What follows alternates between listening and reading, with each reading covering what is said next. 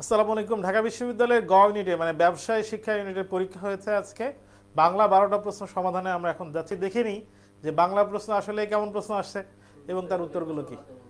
আমাদের আজকে এখন শুধু আমরা বাংলা প্রশ্নের যে উত্তর কোনটা শুধু সেগুলো দেখাবো এবং এটার বিস্তারিত ব্যাখ্যা বিশ্লেষণ সহ আমাদের পেজে ভিডিও আপলোড হবে রাতে। তো আমরা দেখে নিই যে প্রশ্ন কেমন ছিল। প্রশ্ন সি ইউনিটের বাংলা তো নর্মালি খুবই সহজ থাকে, তো সেটার ধারাবাহিকতায় প্রশ্ন আসলে খুবই সহজই আছে।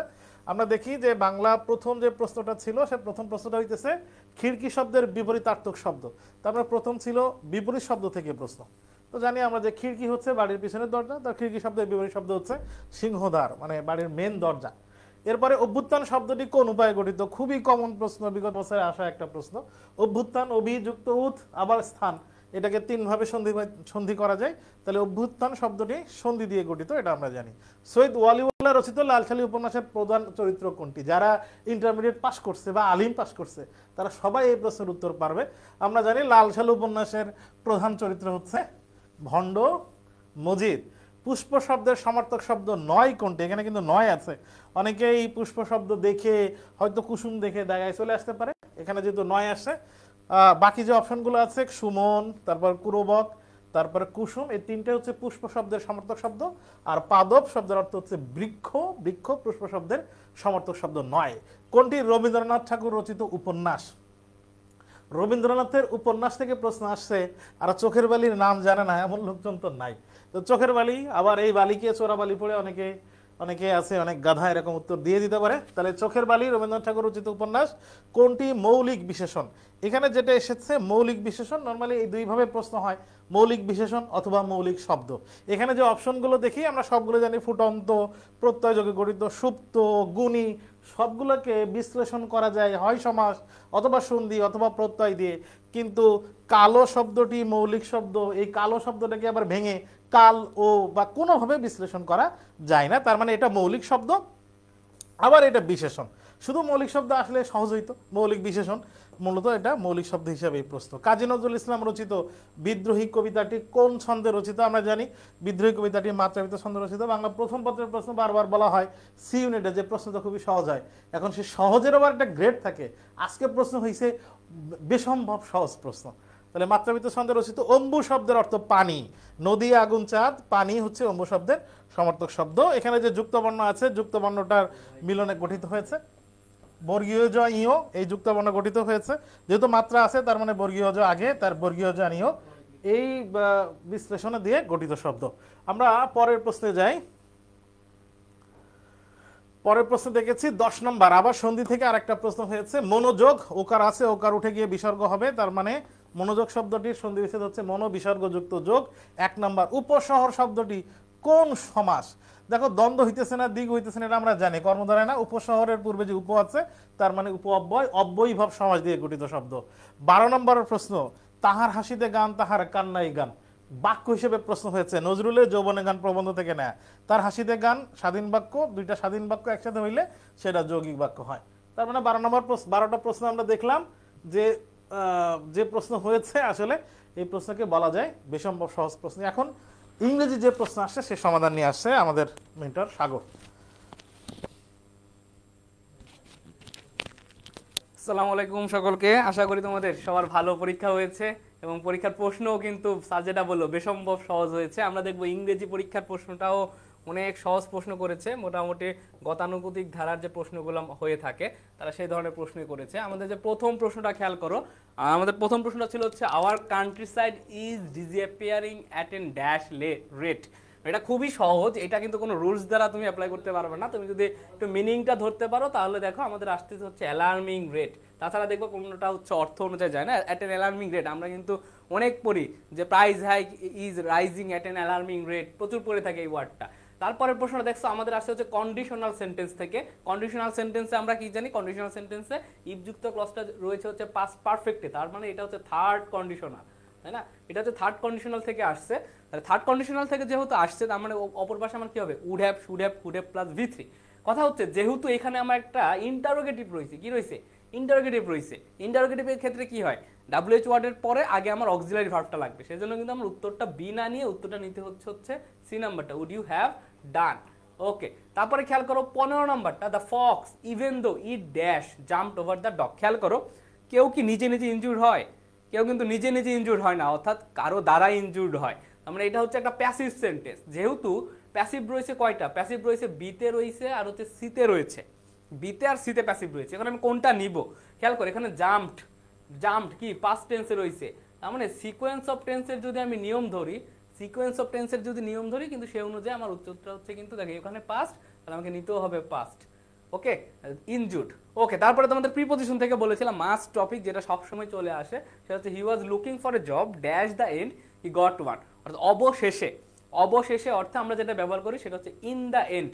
ওকে, 17 নাম্বারটা খেয়াল করো, আই বাম dash one of my old friends at the new market yesterday, অর্থাৎ নিউ মার্কেটে আমার একটা অতীতের বন্ধুর সাথে হঠাৎ করে দেখা হয়েছে। তো হঠাৎ করে দেখা হওয়া অর্থে বাম্পের সাথে একটাই অ্যাপ্রোপ্রিয়েট প্রিপোজিশন যায়, সেটা হচ্ছে bumped into one of my old friends. Okay, এটা গেল আমাদের প্রিপোজিশনের প্রশ্ন। তারপরে খেয়াল করো 18 আর 19 নম্বর প্রশ্নটা আসছে হচ্ছে আমাদের সেন্টেন্স কারেকশন, এবং এই 18 নম্বর প্রশ্নটা মোটামুটি একটি ইউনিক ধরা চলে, মানে এই প্রশ্নটা বিগত সালে খুব কমই এসেছে। খেয়াল করো, এখানে হচ্ছে এ ওয়াক, হ্যাঁ এটা হচ্ছে এ ওয়াকেন, এই শব্দের হচ্ছে V3 আমাকে করতে হবে, কারণ এটা একটা পাস্ট সেন্টেন্স। তো অ্যাওয়াকেন শব্দের V3 হচ্ছে আছেই শুধুমাত্র একটা, খেয়াল করো অ্যাওয়াকেন্ট। ওকে, এই জন্য উত্তরটা হচ্ছে এই নাম্বারটা, অ্যাওয়াক টু হয় না, ওয়াজ অ্যাওয়াকড হয় না, তারপরে অ্যাওয়াকেন এখানে হচ্ছে তোমার এটা হচ্ছে V1, তাহলে থার্ড পারসন সিঙ্গুলার নাম্বার হলে তুমি যদি V1 ইউজ করো তাহলে তো একটা S/S লাগবে, সেটা ডি নাম্বারে নাই, সেজন্য অ্যাওয়াকেনের হচ্ছে V2 আমার আছে হচ্ছে এ নাম্বারটাতে, এজন্য শুধুমাত্র উত্তরটা হচ্ছে অ্যাওয়াকেন্ট অর্থাৎ এই নাম্বারটা। তারপর এটা খুবই সহজ 19 নম্বর, একদম বেসিক সেন্টেন্সের ক্লাস, একদম বেসিক সেন্টেন্সে WH ওয়ার্ড যদি আমার বাক্যের শুরুতে থাকে তাহলে পরবর্তীতে আমার অক্সিলারি ভার্ব, তারপরে আমার একটা সাবজেক্ট, তারপরে আমার মেইন ভার্ব লাগে। খেয়াল করো, তাহলে থাকতেছে যে হাউ ডু ইউ ডু। ওকে, আচ্ছা হাউ ডু ইউ ডু এখানে কেন নিতে পারছি না, কারণ এখানে WH ওয়ার্ড আছে, অক্সিলারি ভার্ব আছে, সাবজেক্ট আছে, পরবর্তীতে মেইন ভার্ব নাই, অপরগুলোতেও কিন্তু এই জিনিসগুলোতে নাই, শুধুমাত্র আছে সি নাম্বারটাতে, এজন্য উত্তরও হচ্ছে 19-এর সি। তারপরে আমাদের স্পেলিং থেকে দুইটা প্রশ্ন আসছে, স্পেলিং থেকে প্রতি বছরই প্রশ্ন আসে। প্রথম প্রশ্নটা হচ্ছে এক্সিলারেটিং, এক্সিলারেটিং মানে খুবই উচ্ছ্বাসিত হওয়া, মানে এটা হচ্ছে এ নাম্বারটা EXHILARATING, এক্সিলারেটিং। তারপর হচ্ছে এন্টারপ্রেনারশিপ অর্থাৎ উদ্যোক্তা অর্থে যে শব্দটা আমরা প্রচুর ব্যবহার করে থাকি, সেটা স্পেলিং চেয়েছে, এটা হচ্ছে বি নাম্বারটা ENTRE, এন্টার, প্রি NEURSHIP, এটা হচ্ছে বি নাম্বারটা। ওকে, তারপরে খেয়াল করো আমরা আমরা হচ্ছে 21 গেল, 22 নাম্বার প্রশ্নটা দেখবো। 22 নম্বর প্রশ্নটা আমাদের কি চেয়েছে দেখি, what is the antonym of bellicose, অর্থাৎ সিনোনিম অ্যান্টোনিম থেকে আমাদের একটা প্রশ্ন এসেছে, এবার দুইটা প্রশ্ন এসেছে। আচ্ছা, ব্যালিকোস বলতে কি বোঝায়? ব্যালিকোস মানে হচ্ছে যে খুব ঝগড়াটে, হ্যাঁ যে খুব বিবাদ করতে চায়, যে খুব ঝগড়াটে বা বিবাদ করতে চায়। তো এটা আমার কি চেয়েছে? অ্যান্টোনিম চেয়েছে, এই জিনিসটা একটু মাথায় রাখতে হবে, আমার চেয়েছে হচ্ছে অ্যান্টোনিম নট সিনোনিম। এখানে কিন্তু অপশনটাতে একটা সিনোনিমও রয়েছে, অপশনটাতে একটা অ্যান্টোনিমও রয়েছে, তাহলে ব্যালিকোসের আমার সিনোনিম হচ্ছে বেলিজারেন্ট, আর অ্যান্টোনিম হচ্ছে যারা হচ্ছে শান্তিপ্রিয়, মানে বিবাদ প্রিয় যারা, তাদের বিপরীত কি হবে? শান্তিপ্রিয় হবে, তার মানে উত্তরটা হবে সি নাম্বারটা, পিচফুল। ওকে, তারপরে দেখো 23 নাম্বারটা একটা ইডিয়ম এন্ড ফ্রেজ এসেছে, এবং তোমাদের যে যে ভোকাবুলারি যে ক্লাসটা হয়েছিল সেই ক্লাসেও কিন্তু এই ফ্রেজটা আমাদের ছিল, যে টু স্পিল দ্য বিনস, এবং এটা কিন্তু বিগত সালের একটা প্রশ্ন। টু স্পিল দ্য বিনস বলতে বোঝায় কোনো যে নিষ্ক্রিয় যে জিনিসগুলো সেগুলোকে রিভিল করা, অর্থাৎ কোনো সিক্রেটকে রিভিল করে দেওয়া, কোনো কিছুকে ডিসক্লোজ করে দেওয়া, সেই অর্থে 23 নাম্বারের উত্তর হবে কি বি নাম্বারটা।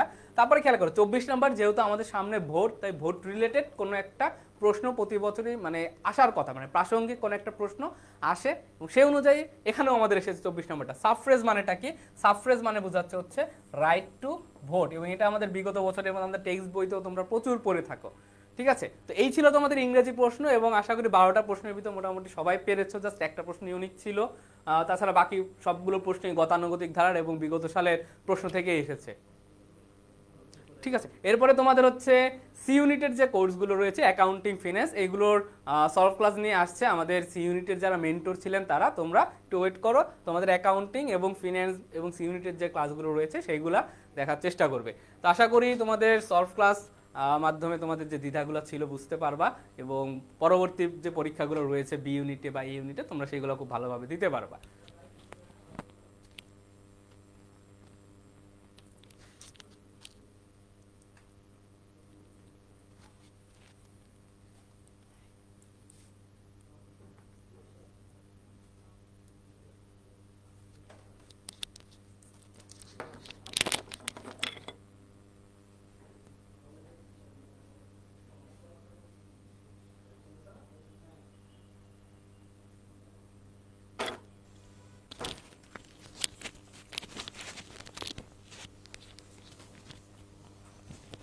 এই তোমরা যারা লাইভ দেখতেছো, বাংলা 12টা প্রশ্ন 12টা হয়েছে কার কার দেখি?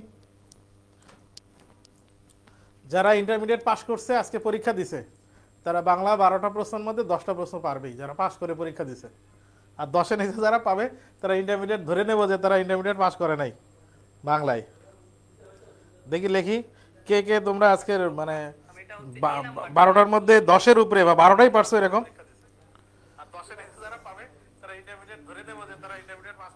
আমাদের কমার্সের সলিউশন আসতেছে স্যার, এই যে স্যার চলে আসছে।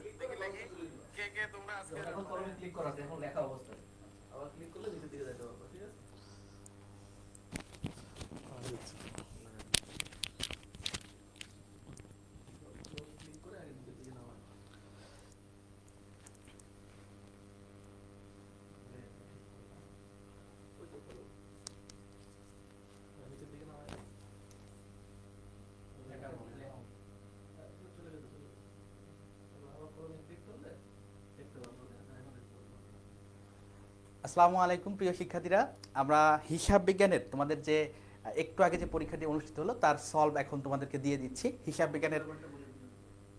বিজ্ঞানের সলভের যে বিষয়টি আমাদের কিন্তু আমি যে লাস্ট তোমাদের হচ্ছে 3 দিন ধরে মানে গতকালকে ব্যতীত এর পূর্বে 3 দিন আমি যে সাবজেক্ট ফাইনাল এবং পেপার ফাইনাল নিয়েছিলাম তার থেকে কিন্তু 11টি প্রশ্ন কমন এসেছে। তোমাদের সব চমৎকার ব্যাপার হচ্ছে, এটা আমার কাছে সবচেয়ে ভালো লাগছে, একটি প্রশ্ন বাদে 11টি প্রশ্ন হুবহু কমন, শুধুমাত্র অ্যামাউন্ট চেঞ্জ বাদে। তো এই যে বিষয়টি, এটাই সবচেয়ে ভালো লাগার বিষয়। এখন আমরা আমাদের অ্যাকাউন্টিং প্রশ্ন সলভে চলে যাই। তো দেখো প্রিয় শিক্ষার্থীরা, আমরা আসলে এই যে দেখো তোমাদের বিক্রয় রয়েছে 5 লক্ষ টাকা, বিক্রয় রয়েছে 5 লক্ষ টাকা, প্রত্যক্ষ কাঁচামাল 1,50,000 টাকা, প্রত্যক্ষ মজুরি হচ্ছে 50,000 টাকা, কারখানা উপরিব্যয় প্রত্যক্ষ মজুরির 10%, তার মানে প্রত্যক্ষ মজুরির 10% হলে হয় 5,000 টাকা। কত টাকা? 5,000 টাকা। প্রশাসনিক খরচ বিক্রয়ের 5%, তাহলে বিক্রয়ের 5% হচ্ছে 25,000 টাকা। তাহলে দেখো বিক্রয় খরচ, প্রশাসনিক খরচ বিক্রয়ের 5% এবং বিক্রয় খরচ হচ্ছে তোমাদের 10% বিক্রয়, যেটি হচ্ছে 50,000 টাকা। এখন দেখো মোট ব্যয় কত, তাহলে মোট ব্যয় হচ্ছে এই 25 প্লাস প্রত্যক্ষ কাঁচামাল 150 প্লাস প্রত্যক্ষ মজুরি হচ্ছে 50,000 প্লাস কারখানা উপরিব্যয় হচ্ছে মজুরির কারখানা উপরিব্যয় হচ্ছে প্রত্যক্ষ মজুরির 10%, তো প্রত্যক্ষ মজুরির 10% হচ্ছে 5,000 টাকা, যেটি এখানে লিখে দিয়েছি আমি। প্রশাসনিক ব্যয় আমরা দেখেছি, প্রশাসনিক খরচ হচ্ছে বিক্রয়ের 5%। এখন বিক্রয়ের 5% আসলে কত? বিক্রয়ের 5% হচ্ছে আমাদের 25,000 টাকা। কত টাকা?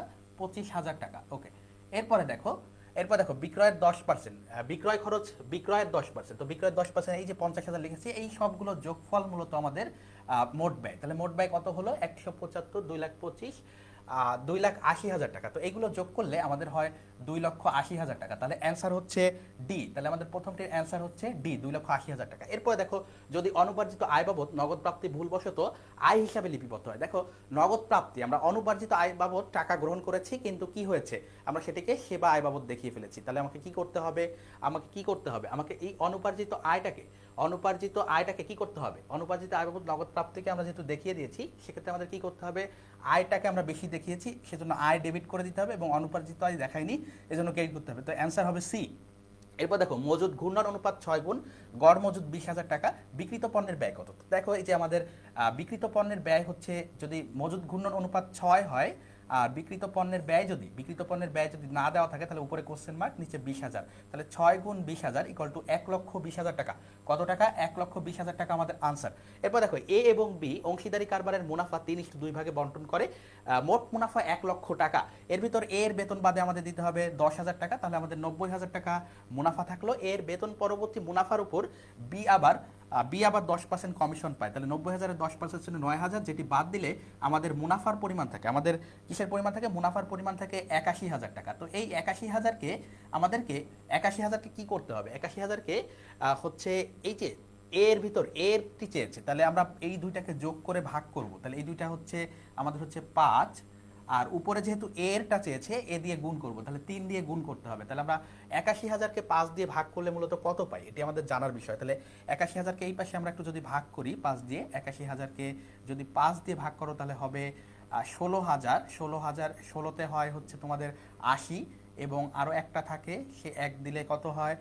10। তাহলে 81,000 থেকে আরও 2, তাহলে 16,200। 16,200-কে আবার তোমাদেরকে 3 দিয়ে গুণ করতে হবে। তাহলে এইটুকুরে আমরা যদি 3 দিয়ে গুণ করি, 16,200-কে যদি 3 দিয়ে গুণ করি, তাহলে 3 দুগুণী 6, 3 6 18, 8 হাতে 1, 3 1-কে তিন তিন একে তিন, 300 আর 1 4, তাহলে 48,000, 48,000, 48,000 এবং হচ্ছে আমাদের যেহেতু 200 করে আছে, তাহলে আমরা আরেকবার একটু দেখি, 5 দিয়ে ভাগ করার পর আমরা পেলাম 16,200 এবং 16,200কে যদি আমরা 3 বার গুণ করি তাহলে আমাদের হয় 58,000, 58,000, 58,000, তাহলে 58,600 হচ্ছে আমাদের এই প্রশ্নটির অ্যান্সার। এরপরে কোন নীতির অধীনে মালিকের ব্যক্তিগত লেনদেন এবং ব্যবসায়িক লেনদেনের মধ্যে পৃথককরণ করা হয়? তাহলে দেখো, ব্যক্তিগত লেনদেন এবং পৃথককরণ করা হয় ব্যবসায়িক সত্তা নীতি অনুসারে। কোন নীতি অনুসারে? ব্যবসায়িক সত্তা নীতি অনুসারে। তাহলে এটির অ্যান্সার হবে এ। তো আমরা চলে যাচ্ছি আমাদের পরবর্তী যে 30 নং এমসিকিউ ছিল, সেটি হচ্ছে নিচের কোনটি প্রতি হিসাবের উদাহরণ নয়? নিচের কোনটি প্রতি হিসাবের উদাহরণ নয়? নিচের কোনটি প্রতি হিসাবের উদাহরণ নয়? তো দেখো, প্রতি মানে হচ্ছে বিপরীত হিসাব। প্রতি মানে কি? বিপরীত বা কন্ট্রা হিসাব। তাহলে যে হিসাবটি অন্য একটি হিসাবকে কমিয়ে দেয় সেটিকে আমরা প্রতি হিসাব বলি। এবার দেখো, পুঞ্জীভূত অবচয় অবচয়কে কমিয়ে দেয়, উত্তোলন মালিকানা সত্ত্বকে কমিয়ে দেয়, বিক্রয় ফেরত বিক্রয়কে কমিয়ে দেয়। তাহলে অ্যান্সার আমাদের অনুপার্জিত আয়। এটি একটি দায় হিসাব, কোনো প্রতি হিসাব নয়। এরপর দেখো, যদি প্রারম্ভিক মূলধন 50,000 টাকা, উত্তোলন 10,000, অতিরিক্ত মূলধন 5,000 এবং সমাপনী মূলধন 70,000 টাকা হয়, তবে সারা বছরে লাভ কত টাকা? তাহলে দেখো, লাভের সূত্র হচ্ছে আমাদের সমাপনী মূলধন যোগ উত্তোলন। তাহলে এই 70,000 যোগ উত্তোলন তাহলে কত হয়? 80,000 থেকে এই দুইটাকে আমাদের বিয়োগ করতে হবে, এই দুইটাকে বিয়োগ করতে হবে। তাহলে আমাদের কত আসে দেখো, তাহলে 80,000 থেকে আমরা যদি 55,000 বাদ দিই তাহলে আমাদের অ্যান্সার হয় 25,000, যেটি হচ্ছে অপশন এ তে রয়েছে। এরপর দেখো, যদি 10,000 টাকায় যন্ত্রপাতি ক্রয়কে মেরামত খরচ হিসেবে লিপিবদ্ধ করা হয় তাহলে তাৎক্ষণিক প্রভাব কি হবে? যদি আমরা মেরামত খরচ হিসেবে যন্ত্রপাতি ক্রয় মানে সম্পদকে দেখিয়ে দিই তাহলে আমাদের ব্যয় বৃদ্ধি পায়। কি হয়? ব্যয় বৃদ্ধি পায়, ফলে আমাদের মুনাফা অবমূল্যায়িত হয়। ফলে আমাদের মুনাফা কি হয়? অবমূল্যায়িত হয়। এরপর দেখো, বিক্রিত পণ্যের ব্যয় 33-এ চলে আসি আমরা। আমাদের বিক্রিত পণ্যের ব্যয় কত আছে? দেখো, বিক্রিত পণ্যের ব্যয় দেওয়া আছে 75,000 টাকা।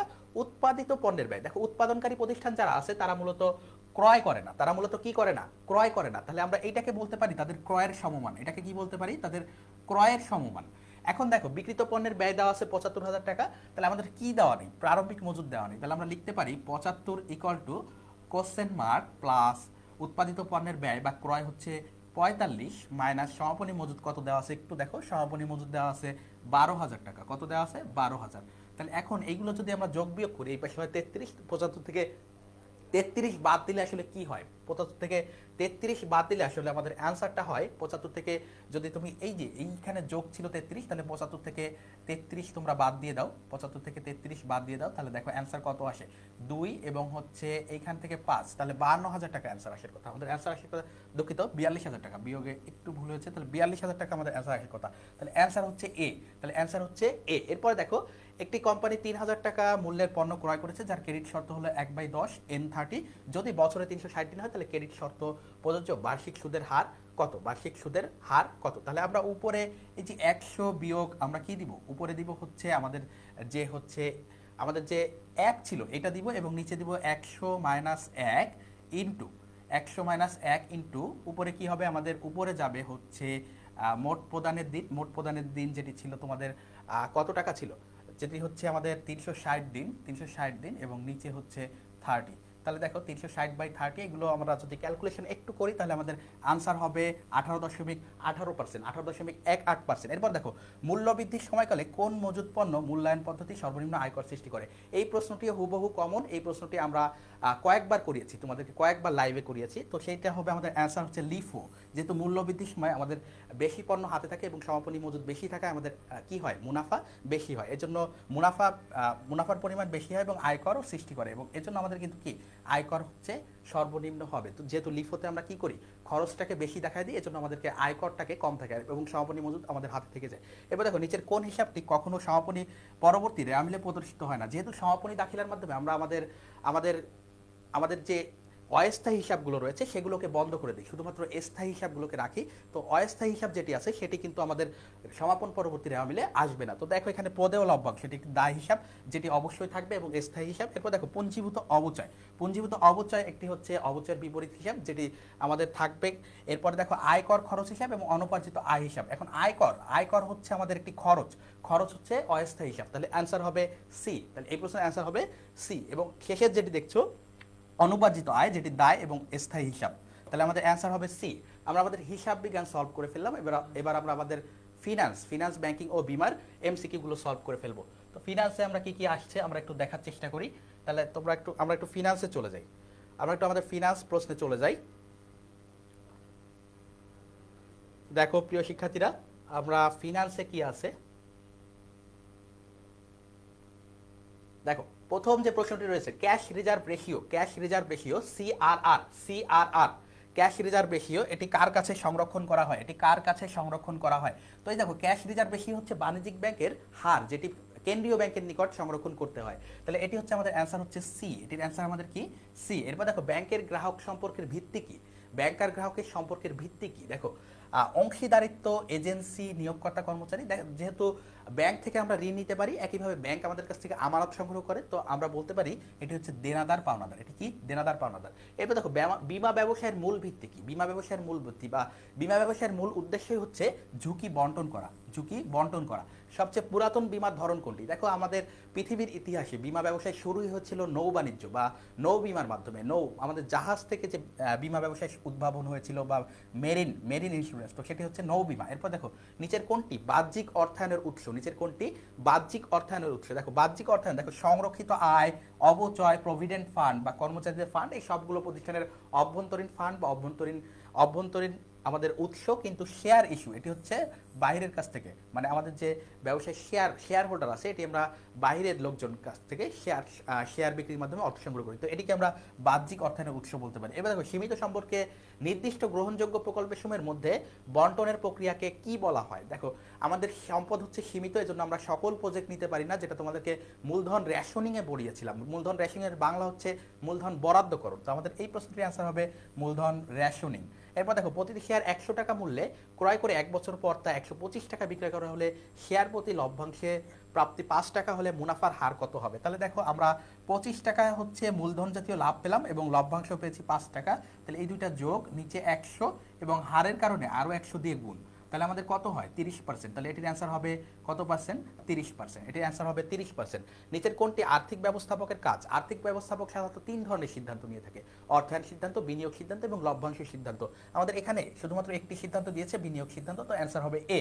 এবার দেখো অর্থের সময় মূল্য নিচের কোনটির উপর নির্ভর করে না? দেখো অনিশ্চয়তার উপর নির্ভর করে, ভোগ প্রবণতার উপর নির্ভর করে, অর্থের পরিমাণের উপর নির্ভর করে, কিন্তু তারল্য প্রবণতার উপর আমাদের অর্থের সময় মূল্য নির্ভর করে না। এরপর দেখো নিচের কোনটি মুদ্রা বাজারের উপাদান? তো দেখো মুদ্রা বাজারের উপাদান হচ্ছে মূলত যেটি স্বল্প মেয়াদী হবে, সেটি হচ্ছে আমাদের মুদ্রা বাজারের উপাদান। তাহলে দেখো এখানে স্টক মানে শেয়ার, বন্ড হচ্ছে ঋণপত্র, ফিক্সড অ্যাসেট মানে স্থায়ী সম্পদ। তাহলে এই তিনটাই হচ্ছে আমাদের স্থায়ী প্রকৃতির, শুধুমাত্র স্বল্প মেয়াদী আছে ট্রেজারি বুল। তাহলে আমাদের অ্যান্সার হবে সি। এবার দেখো বাণিজ্যিক ব্যাংকের আয়ের প্রধান উৎস কোনটি? বাণিজ্যিক ব্যাংকের আয়ের প্রধান উৎস কোনটা? বাণিজ্যিক ব্যাংক দেখো মূলধন রয়েছে, আমানত রয়েছে, ঋণ থেকে সুদ, ফি ও কমিশন। তাহলে দেখো ঋণ থেকে প্রাপ্ত সুদ, বাণিজ্যিক ব্যাংক যে ঋণ প্রদান করে তার থেকে যে প্রাপ্ত সুদ হয়, সেটি মূলত তাদের আয়ের প্রধান উৎস। ফি ও কমিশন হচ্ছে পরোক্ষ আয়, ফি ও কমিশন হচ্ছে পরোক্ষ আয়। এরপর দেখো ব্যাংক রেট বৃদ্ধি, ব্যাংক রেট মানে হচ্ছে ব্যাংক হার। যখন কোনো প্রতিষ্ঠান ব্যাংক হার বৃদ্ধি করে, যখন কেন্দ্রীয় ব্যাংক বাণিজ্যিক ব্যাংকগুলোর জন্য ব্যাংক হার বৃদ্ধি করে, তখন কি হয়? বাজারে হচ্ছে তোমার বাজারে যারা হচ্ছে ঋণ দিতে পারতো, তাদের ঋণের সক্ষমতা কমে যায়। একই দিকে যেহেতু ব্যাংক হার বৃদ্ধি পেল বা সুদের পরিমাণ বৃদ্ধি পেল, আমানতকারী হিসেবে আমি কি করব? আমার সঞ্চয়ের প্রবণতা বাড়বে, ফলে কি হবে? বিনিয়োগ বাড়বে, ফলে কি হবে? বিনিয়োগ বৃদ্ধি পাবে। তাহলে এটির অ্যান্সার হচ্ছে সি। প্রিয় শিক্ষার্থীরা, আমরা স্কুল অফ এক্সেলেন্সের পক্ষ থেকে তোমাদের যে ফ্রি ক্লাসগুলো নিয়েছিলাম, ফ্রি মডেল টেস্ট নিয়েছিলাম, সেখান থেকে অসংখ্য প্রশ্ন কমন এসেছে। হিসাব বিজ্ঞানে 12টি থেকে 11টি প্রশ্ন কমন এসেছে। ফিনান্সেও যেগুলো তোমাদেরকে পড়ানো হয়েছে আমাদের স্কুল অফ এক্সেলেন্সের সি ইউনিট এক্সেলেন্ট অনলাইন কোর্সে, সেখান থেকে অনেকগুলো প্রশ্ন হুবহু কমন, শুধু তোমাদের মাত্র কয়েকটি সংখ্যা চেঞ্জের বিষয় দেখতে পাচ্ছ। তো এই বিষয়টি আমাদের স্কুল অফ এক্সেলেন্স এবং আমাদের মেন্টরদের জন্য যেমন আনন্দের ব্যাপার, আমাদের স্কুল অফ এক্সেলেন্সের যারা শিক্ষার্থী আছে, যারা অভিভাবক আছে, তাদের জন্য অত্যন্ত আনন্দের ব্যাপার। তো তোমাদের ভালো ফলাফলের শুভকামনা করে আমরা আমাদের যে ম্যানেজমেন্ট এবং মার্কেটিং রয়েছে সেটি সলভে চলে যাব, এবং আমাদের কিন্তু বিভাগ পরিবর্তন ইউনিটেরও সলভ কোশ্চেন আসছে। তো প্রিয় শিক্ষার্থীরা, তোমরা আমাদের এই যে আজকের যে প্রশ্নটি করে তোমাদের কেমন লাগলো সেটি জানাবে, এবং তোমাদের পরীক্ষা কেমন হয়েছে সেটিও আমাদেরকে জানাতে ভুলবে না। আমরা আমাদের ম্যানেজমেন্ট অর্থাৎ ব্যবসায় সংগঠন ও ব্যবস্থাপনা সেটি সলভ ক্লাসে চলে যাব।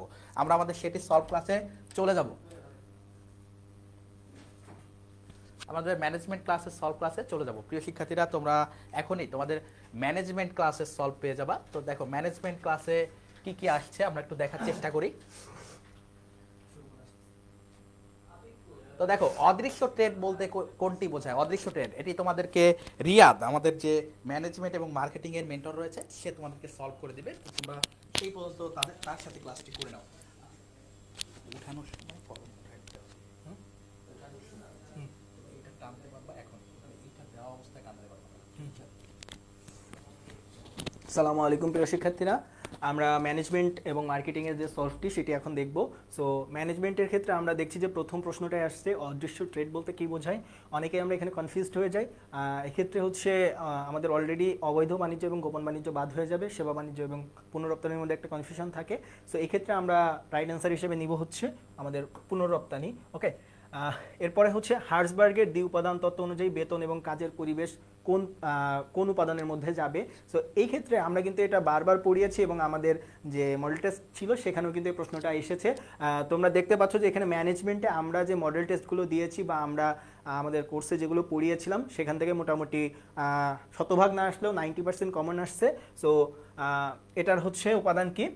হার্জবার্গের দ্বি উপাদান তত্ত্বের বেতন এবং কাজের পরিবেশ, এগুলো মূলত কর্মীর মোটিভেশনকে ধরে রাখে, নতুন করে মোটিভেট করে না, যার কারণে এগুলোকে আমরা বলবো রক্ষণাবেক্ষণকারী বা রক্ষণাবেক্ষণ বিষয়ক উপাদান। ওকে, ব্যবস্থাপনার কোন স্তর কৌশলগত সিদ্ধান্ত নেয়? মূলত ব্যবস্থাপনার শীর্ষ স্তর কি করে?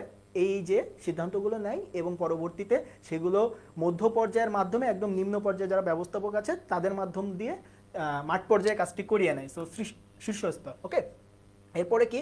নিয়ন্ত্রণ কি? নিয়ন্ত্রণ মূলত এক একটা সময় শেষ হইলে, সেটা 6 মাস হইতে পারে, 2 মাস হতে পারে, 1 বছর হইতে পারে, একটা কাল শেষ হইলে, এজন্য এটাকে আমরা বলবো যে এককালীন প্রক্রিয়া। এখানে সমাপ্তিমূলক প্রক্রিয়া কেন হবে না? কারণ নিয়ন্ত্রণ কাজের মাধ্যমে কিন্তু শেষ হয়ে যায় না ব্যবস্থাপনা, নিয়ন্ত্রণের পরে আবার পরবর্তী বছরের পরিকল্পনা চলে আসে। ওকে, বাংলাদেশে কোম্পানি নিবন্ধনের জন্য দায়িত্বশীল সংস্থা কোনটি? এটা অনেকবার আপনাদেরকে পড়িয়েছি, আমি বাংলায়ও লিখেছি, register of joint stock company এবং ফার্মস। ঠিক আছে, পরবর্তীতে ফার্মসটা অ্যাড করছে। সো এটার অ্যান্সার হচ্ছে বি।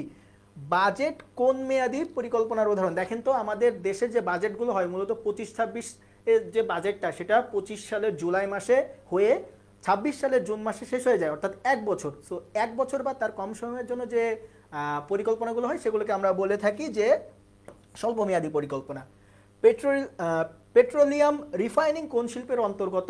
এক্ষেত্রে দেখেন প্রশ্নটা একটু আমাদের কি বলে মেইন ক্লাসিফিকেশনে যায় নাই, এটা মূলত আমাদের হচ্ছে বিশ্লেষণ শিল্প হবে, কিন্তু বিশ্লেষণ শিল্প দেখেন অপশনের মধ্যে নাই। এখন বিশ্লেষণ শিল্পটা হচ্ছে উৎপাদন শিল্পের একটা প্রকার। ওকে, সো এই জন্য আমরা উৎপাদন শিল্পটাকে নিব। নিষ্কাশন শিল্প হবে না, কারণ নিষ্কাশন শিল্পটা হচ্ছে এক্ষেত্রে আমাদের ভূগর্ভস্থ যে পেট্রোলিয়ামগুলো আছে এইগুলোকে উত্তোলন করার যে প্রক্রিয়াটা, এটাকে আমরা বলি নিষ্কাশন। কিন্তু রিফাইনিং বলতে বোঝাচ্ছে উত্তোলন করার পরে আমাদের গ্যাস, কয়লা, তেল এগুলোকে আলাদা আলাদা করা, রিফাইন করার যে প্রক্রিয়া, এটাকে আমরা বলি বিশ্লেষণ শিল্প।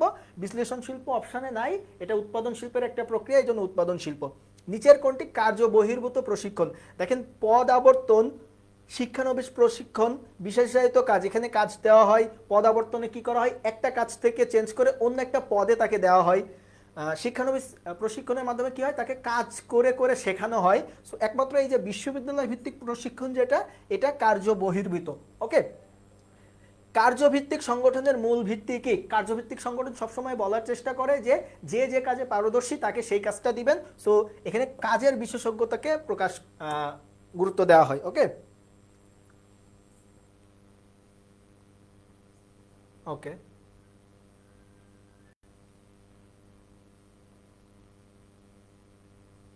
ঠিক আছে। এরপরে আমরা যদি দেখি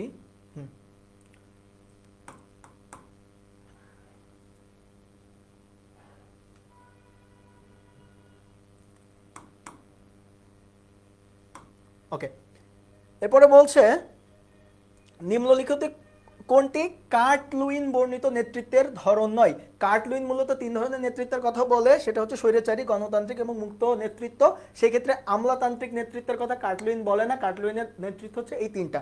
তার বর্ণিত যে নেতৃত্ব সেটা হচ্ছে এই 3টা, তার মানে আমলাতান্ত্রিক হচ্ছে রাইট অ্যান্সার।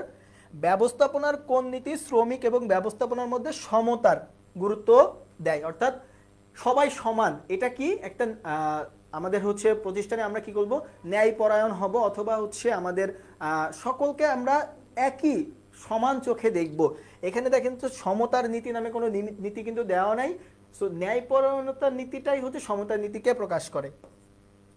নিচের কোনটি অভ্যন্তরীণ নিয়োগ উৎস হিসেবে বিবেচিত? এক্ষেত্রে অভ্যন্তরীণ হচ্ছে পদোন্নতি, কারণ বিজ্ঞাপন, কর্মসংস্থান সংস্থা বা চাকরির পোর্টাল এইগুলো সব বাহ্যিক উৎস থেকে আমি যখন কোনো কর্মী সংগ্রহ করি সেটা।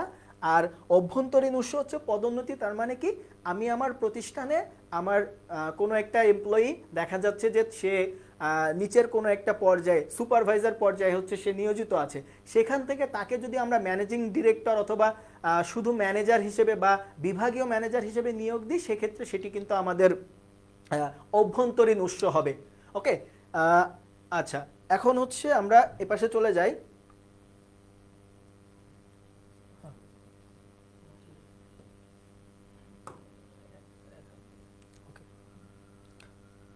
ওকে, আচ্ছা, এ পর্যায়ে আমরা হচ্ছে আমাদের প্রোডাকশন ম্যানেজমেন্ট এবং মার্কেটিংয়ে যে পার্টটা আছে সেই পার্টটা যদি আমরা একটু দেখি, এখানে বলছে প্রথম প্রশ্নটাই কিন্তু একদম হচ্ছে আমাদের উৎপাদনের উপকরণ চ্যাপ্টার থেকে এসেছে। এখানে বলা হচ্ছে মূলধন গঠনের শেষ পর্যায় কোনটি। সো মূলধন আমরা কেন গঠন করি? মূলধন গঠন করি মূলত আমরা বিনিয়োগের উদ্দেশ্যে।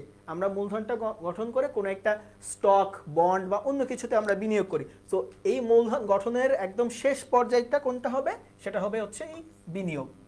বাজারজাতকরণ গ্রাহকদের জন্য কি সৃষ্টি করে? এই প্রশ্নটা বারবার আপনাদেরকে দিয়েছি এবং এই প্রশ্নটা কিন্তু বারবার পড়িয়েছি এবং একদম বেসিক একটা প্রশ্ন, ভ্যালু সৃষ্টি করে। ব্যবস্থাপনায় লেআউট শব্দটি দ্বারা কি বোঝায়? লেআউট নরমালি হচ্ছে বিন্যাস, কোন জিনিসটা কোথায় থাকবে এইটা হচ্ছে লেআউট। তো ওই রিলেটেড অপশন কোনটা আছে? যন্ত্রপাতির অবস্থান নির্ধারণ, গুণগত মান নিয়ন্ত্রণ, পণ্যের মূল্য নির্ধারণ, বিপণন কৌশল। এই যে এটা হচ্ছে মূল্য রিলেটেড, এটা হচ্ছে মান রিলেটেড, এটা হচ্ছে অন্যান্য কৌশল রিলেটেড। একমাত্র অবস্থান, কোন যন্ত্রপাতি কোথায় থাকবে, এটা হচ্ছে মূলত আমাদেরকে লেআউট বলে। নিচের কোনটি বাজারজাতকরণ গবেষণার ধাপ নয়?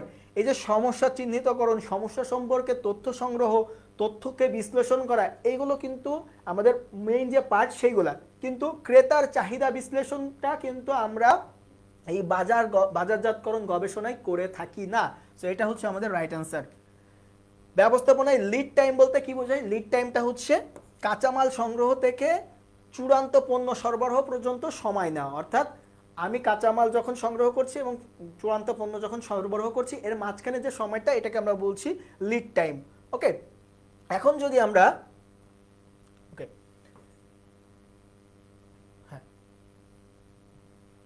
এখন আমরা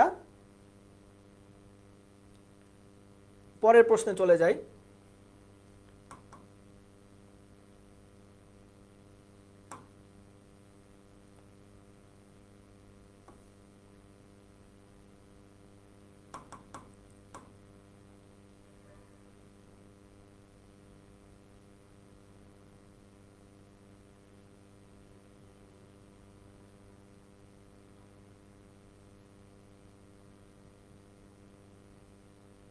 এই যে আমাদের পরের প্রশ্ন হচ্ছে মার্কেটিং এর উৎপাদন ব্যবস্থাপনায় কাইজেন বলতে কি বোঝে? কাইজেন হচ্ছে ক্রমাগত উন্নতিকে বোঝায়। ওকে, সো কাইজেনে মূলত আমরা কি করি যে একটা পণ্য যাতে আমরা উন্নতি করে থেমে না থাকি, আমরা প্রতিনিয়ত পণ্যটাকে উন্নত করতে থাকবো, এটাকে আমরা বলছি কাইজেন। ওকে, যে পণ্যের মানটা যে আমরা বাড়ালাম, এই বাড়ানোটাতে আমরা থেমে থাকবো না, ক্রমাগত যতটুকু আগের থেকে ভালো হয়েছে এর পরেরবার জন্য তার থেকে আরো ভালো হয়। কোন ধরনের বিজ্ঞাপনের লক্ষ্য গ্রাহকদের এক ব্র্যান্ড থেকে অন্য ব্র্যান্ডে যেতে সহায়তা করে বা উৎসাহিত করে? এক্ষেত্রে মূলত তুলনামূলক যে বিজ্ঞাপনটা আছে, কারণ কি আপনি কোকো কোলার সাথে আরসি কোলা বা অথবা কোকো কোলার সাথে পেপসিকে যখন তুলনা করবেন, একটা প্রোডাক্টের সাথে আরেকটা প্রোডাক্টের তুলনা করে ভালো দিক মন্দ দিক তুলে ধরবেন, এই ধরনের বিজ্ঞাপনের মাধ্যমে কি হয়, যে ব্যক্তিটি আগে হচ্ছে মোজো খাইতো বা যে ব্যক্তিটি আগে হচ্ছে আরসি কোলা খাইতো, সে হচ্ছে কোকো কোলাতে শিফট করবে। এভাবে বাজারজাতকরণের কোন কাজটি তৃতীয় পক্ষ দ্বারা করা হয়? এক্ষেত্রে মূলত জনসংযোগের কাজটা হচ্ছে তৃতীয় পক্ষ দ্বারা করা হয়। সো এটা রাইট অ্যান্সার হচ্ছে জনসংযোগ। প্রচারের কাজটা মূলত আমাদের যে প্রতিষ্ঠান আছে, প্রতিষ্ঠান নিজে থেকেই করে দেয়। সো জনসংযোগটা আমরা বলবো যে তৃতীয় পক্ষ দ্বারা হয়। নিচের কোনটি জাতীয় আয়ের পরিমাপক, এটা হচ্ছে উৎপাদন। কারণ হচ্ছে আমরা কিন্তু যখন সামষ্টিক পর্যায়ের উৎপাদন চ্যাপ্টারটা পড়েছি, সেখানে কিন্তু আমরা দেখেছি যে আমাদের মোট দেশজ উৎপাদন, মোট নিট দেশজ উৎপাদন, এরপরে হচ্ছে এখান থেকে কিন্তু আমাদের জাতীয় আয়, মাথাপিছু আয়, এইগুলো কিন্তু সব হিসাব করা হয়। তো মেইন যে টার্মটা সেটা কি ছিল? মোট দেশজ উৎপাদন, শেষে কি ছিল? উৎপাদন। এই জন্য উৎপাদন দিয়েই মূলত আমরা এই যে জাতীয় আয়ের পরিমাপটা করা শুরু করি। পণ্যের জীবনচক্রের কোন পর্যায়ে বিক্রি সর্বোচ্চ থাকে? এটা আমাদের মডেল টেস্টের প্রশ্ন ছিল। সো এটা হচ্ছে পরিপক্কতার পর্যায়। অর্থাৎ আমি একটা গ্রাফ আঁকি, আপনাদেরকে দেখিয়েছিলাম যে আমরা যখন একটা গ্রাফ আঁকাই, গ্রাফে কিন্তু দেখা যায় যে এই যে স্টেজটা, অর্থাৎ একদম হাইয়েস্ট যে স্টেজটা, এটা হচ্ছে আমাদের পরিপক্কতা, বা এর আরেক নাম হচ্ছে পূর্ণতা স্তর। এই পূর্ণতা স্তরেই আমাদের কিন্তু বিক্রি এবং মুনাফাটা সর্বোচ্চ হয়, এরপর থেকে বিক্রি এবং মুনাফা কমা শুরু করে। কার্যক্রমের ধারাবাহিকতা নির্ধারণ করার প্রক্রিয়াকে আমরা বলি রাউটিং। রাউটিং এ কি করা হয়? কার্যক্রমের ধারাবাহিকতা থাকে, কোন কাজের পরে কোনটা যাবে, এটা রাউটিং এর মাধ্যমে নির্ধারণ করা হয়। এবং সর্বশেষ প্রশ্ন যেটি, নিচের কোনটি ব্যষ্টিক বাজারজাতকরণের পরিবেশের উপাদান? এটাও আমাদের মডেল টেস্টের মধ্যে ছিল। সো ওইটাতে ছিল যে কোনটি ব্যষ্টিক পরিবেশের উপাদান নয়, তার মধ্যে ক্রেতা, সরবরাহকারী, প্রতিযোগী এবং প্রযুক্তি ছিল। এক্ষেত্রে দেখেন এখানে বলছে কোনটি ব্যষ্টিক বাজারজাতকরণের পরিবেশের উপাদান। উপাদান কোনটা? এটা হচ্ছে ক্রেতা, কারণ সরকার হচ্ছে রাজনৈতিক পরিবেশ, প্রযুক্তিগত পরিবর্তন হচ্ছে প্রযুক্তি পরিবেশ, এবং রাজনৈতিক অবস্থা এটাও হচ্ছে রাজনৈতিক পরিবেশের অন্তর্ভুক্ত, যেগুলো হচ্ছে আমাদের সামষ্টিক পরিবেশের উপাদান, যার কারণে অ্যান্সার হচ্ছে ক্রেতা। সো এরই মাধ্যমে আমরা আমাদের এই যে ঢাকা বিশ্ববিদ্যালয় সি ইউনিটের ক্ষেত্রে বাংলা, ইংরেজি, ম্যানেজমেন্ট, মার্কেটিং, ফিনান্স, হিসাব বিজ্ঞান, এই সব কিছু বিষয়ের আমরা একটা সলভ দিয়েছি। এটার আরও ডিটেলসের সলভ আমরা দিব পরবর্তীতে। আপাতত আপনাদের সুবিধার জন্য আমরা মেইন যে উত্তরগুলো সেগুলো আপনাদের সামনে দিয়েছি, এবং পরবর্তীতে আমরা স্কুল অফ এক্সিলেন্সের পক্ষ থেকে এগুলোর বিস্তারিত ব্যাখ্যা সহ আপনাদের সামনে হাজির হব ইনশাল্লাহ। ততক্ষণ পর্যন্ত আপনাদের সুস্বাস্থ্য কামনা করছি, এবং পরবর্তী যে যারা এবছর যারা সি ইউনিটের পরীক্ষা দিয়েছেন ঢাকা বিশ্ববিদ্যালয়ে, তাদের অনেকেরই অনেক ভালো রেজাল্ট হবে। তারা হচ্ছে একটা সিট কনফার্ম করতে পারবেন। কেউ হয়তো একেবারে টপ করবেন, টপ 10 বা টপ 20-র মধ্যে যাবেন। কেউ হয়তো তার পরীক্ষাটা একটু আশানুরূপ হয় নাই। সো সেক্ষেত্রে আমি তাদেরকে বলবো হতাশ হওয়ার কিছু নাই, আপনারা লেগে থাকেন, আপনারা পরবর্তী যে পরীক্ষাগুলো আছে সেগুলো প্রিপারেশন শুরু করেন, এবং তারই ভিত্তিতে হচ্ছে ইনশাল্লাহ আপনারা যদি পরিশ্রম করে যান, পরবর্তী যে বিশ্ববিদ্যালয়গুলো আছে সেখানেও একটা ভালো রেজাল্ট করতে পারবেন। এবং আশা রাখি আপনাদের মনের যে ইচ্ছা সেটা পূর্ণ হোক, এবং সৃষ্টিকর্তা যেন আপনাদের সকল আশা পূর্ণ করে। এই কথা বলে আজকের মতো স্কুল অফ এক্সিলেন্সের এই যে সলভ ক্লাসের লাইভটা এখানেই শেষ করছি। দেখা হবে পরবর্তী কোনো ক্লাসে। ধন্যবাদ সকলকে।